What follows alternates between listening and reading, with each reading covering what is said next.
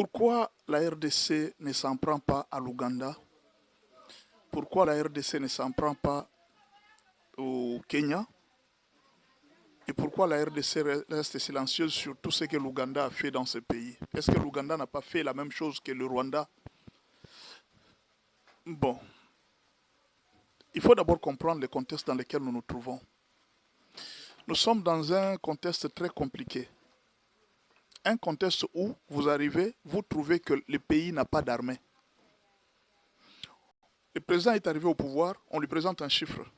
Et on regarde l'armée, 150 000 soldats. Quand on va vérifier l'effectif réel, il n'y avait que près de 86 000 soldats autour. Et les autres là, c'était de l'argent qui sortait des caisses de l'État et qui était bouffé. Vous comprenez? De deux, vous trouvez une armée qui vient du brassage, qui est loyale à un gouvernement étranger, le Rwanda. Ces gens obéissaient à tout ce que Kagame leur disait. Malheureusement, certains politiciens aussi dépendaient du Rwanda pour prendre une décision au pays. Alors, essayer de combattre deux pays à la fois n'était pas une bonne stratégie. Il fallait faire abattre un, et quand l'autre va tomber, celui-ci va avoir peur. Si vous réussissez à faire tomber un, l'autre va avoir peur. Il va se dire, ah, comme l'autre est tombé, donc le prochain tour c'est moi. Vous comprenez? Museveni est puissant. En Afrique centrale, ce n'est pas le moindre. Kagame aussi est très puissant en Afrique centrale. Il avait un grand réseau de relations sur le plan international. Mais alors, Félix ne pouvait pas commettre une telle erreur, hein, d'aller directement et commencer à attaquer les deux pays. Il n'allait pas tenir. Il allait perdre la guerre. D'où il a utilisé la première stratégie.